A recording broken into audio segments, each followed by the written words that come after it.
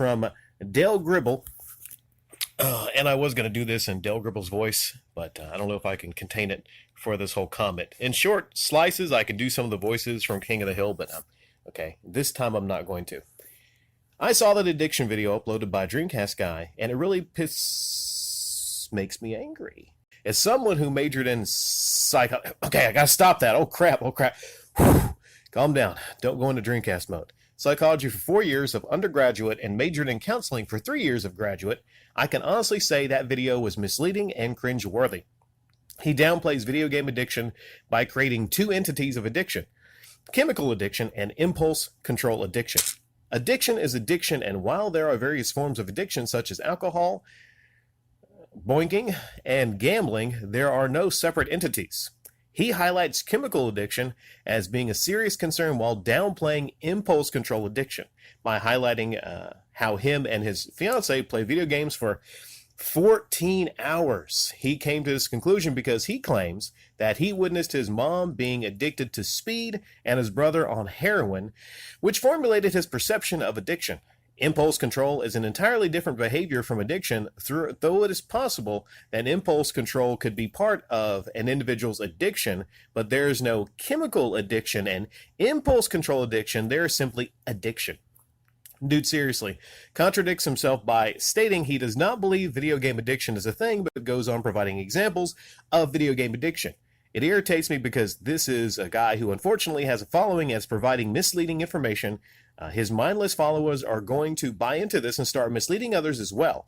Seriously, the guy should have done research of addiction and the diagnostic process before formulating opinions. And it is not just him, but other video game YouTubers as well. NickTWolf.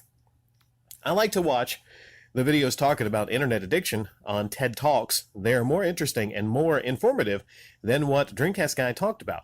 I wonder if Shrink Rap Radio, as talked about on his subject, may have to look it up.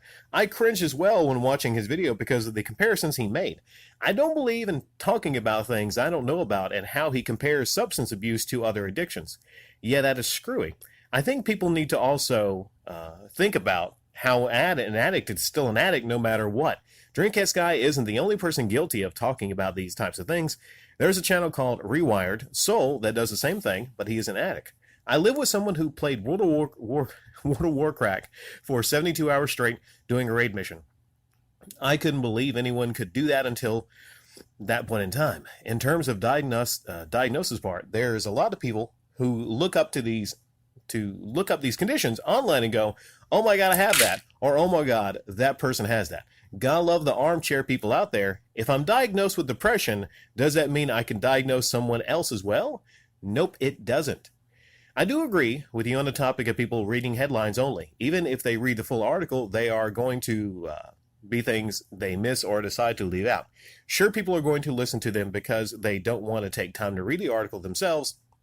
It's why so many of these news regurgitation channels have high subscriber numbers. I made a comment that people said was too long for them to read and they didn't have the time to. All I could think was, if you have the time to watch this video, you have the time to read what I said. Yeah, here's the thing, guys. I saw as much as I could stand of that Dreamcastguy videos. The bad thing about speaking on some of these people is actually having to sit through some of their videos and listen. It is a pain. It is a pain too, right? And he could have done that a certain way. You know, other people, other YouTubers that upload videos talking about this or making light of this could have done it a certain way.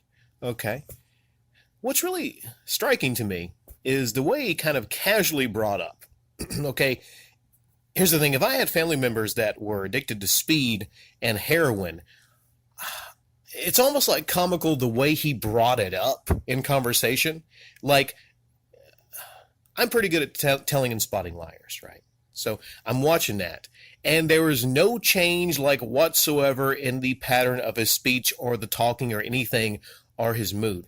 If I'm talking about maybe something like a family member being addicted to speed or heroin, I think I'm going to change it like a little bit like the way I talk. Okay, maybe some of you don't agree, but watch it again. Watch it again and tell me that just doesn't seem kind of weird.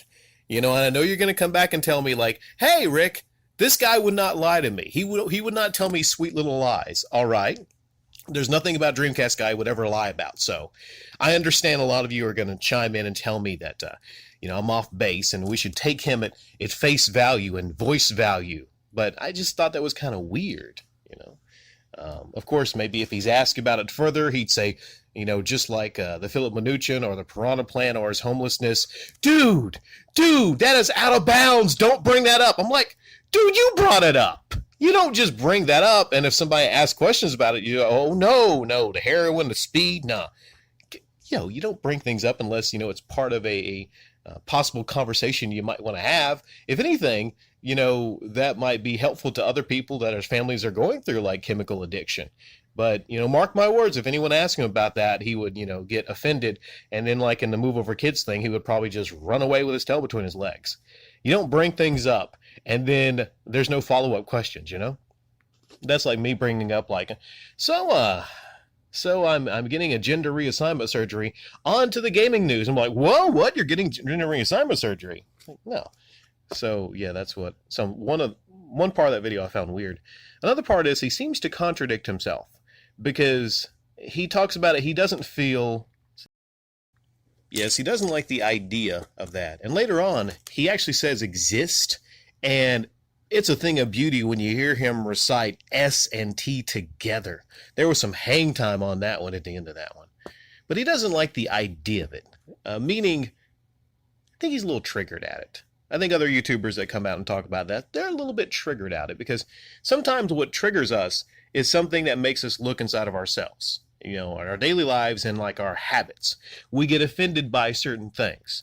And I think when this came out, you can agree or disagree with, was it the Global Health Committee that came out with this? You can agree or disagree with it, but there's aspects of it that are actually true.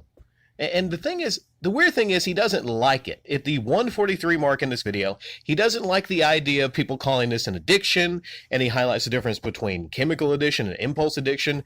But then later on, he's mentioning about World of Warcraft and how he knows people that can play that for days at a time, and that's unhealthy.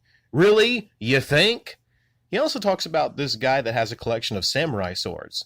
And if he was a little bit self-aware, this would be hilarious, but he's not. He talks about this guy having a useless collection of samurai swords, and he's spending all of his time and money on these samurai swords, and it's sad. You don't see like a little bit of hilarious here, right? Now you can argue, maybe a person with a huge game collection doesn't have the same issue as someone that, just waste all their money and time on, rare samurai swords.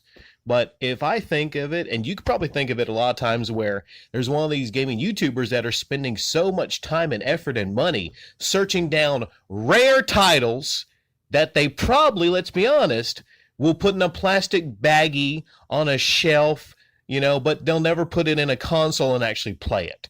What's the difference of getting a game, spending a lot of money on a game that you're never, ever going to play or use because you're just so afraid? You're just so afraid of maybe putting like a little nick or damage or something, whatever. You're going to get it and you're going to handle it like with these gloves, What's the difference between that and a rare samurai sword, right?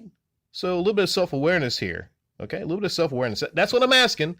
A lot of you gaming YouTubers that maybe actually do have addictions have a little bit of self-awareness here. Now, can you have fun playing games? Have I played games for, I'd say hours at a time? Yeah, on days off where I had nothing else to do. Yeah, I have, all right? Guilty party here.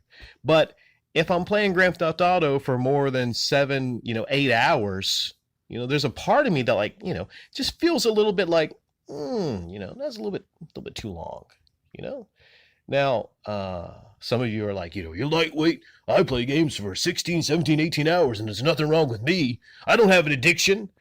I'm just saying, open your minds to the idea that maybe a lot of your life is just flying by, and there's other things maybe you could be doing with your time other than in a vegetative state in front of your computer screens or in front of your TVs. It's like I always say, it's healthy and a good thing to maybe get out of your basement sometimes.